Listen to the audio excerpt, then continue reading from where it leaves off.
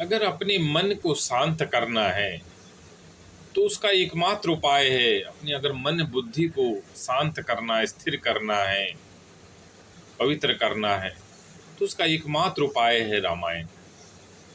रामायण के जो दोहे हैं, इन दोहों को ऋषि मुनियों ने अपने पूरे जीवन के तप को, जो ऋषि मुनियों का जो तप था जीवन का, पूरे जीवन का जो तप था, भक्ति थी, ध्यान था, पूरे जीवन का जो ज्ञान का संकलन था, उस ज्ञान को उन्होंने दोहों के रूप में ऋषि मुनियों ने रामायण के अंदर लिख दिया है।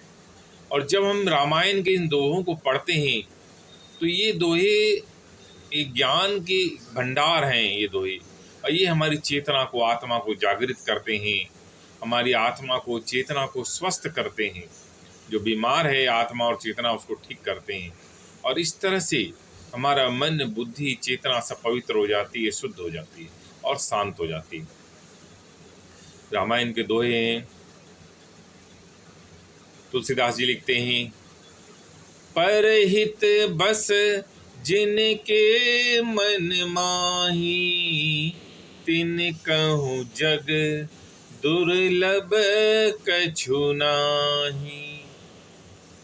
श्री रामचंद्र जी गिद्धपति जटायु को कहते हैं कि जिनके मन में दूसरों का हित बसता है, जो दूसरे का कल्याण चाहते हैं, उनके लिए जगत में कोई भी गति दुर्लभ नहीं है।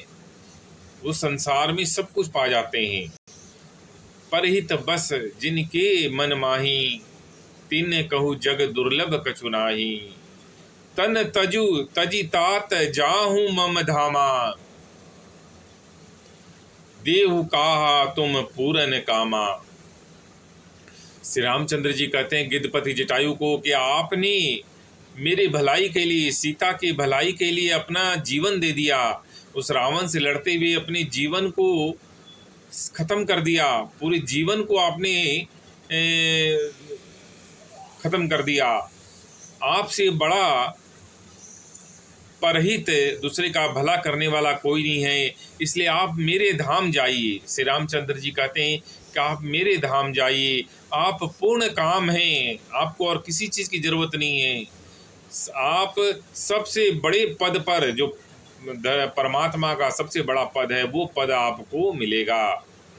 आप पूर्ण काम हैं और आपने अपना पूरा जीवन दूसरी की भलाई के लिए, सीता की रक्षा के लिए, मेरे लिए आपने अपना पूरा जीवन अपना निछावर कर दिया। इसलिए आपके लिए कोई भी गति दुर्लभ नहीं है, कोई भी चीज़ संसार में दुर्लभ नहीं है। तो श्री रामचंद्र जी कहते हैं कि जिनके मन में दूसरों का हित बसता है, दूसरों को भला करने की इच्छा रहती है, उनके लिए इस जगत में कोई भी दुर्लभ नहीं है चीज़, वो हर चीज़ को पा जाते हैं।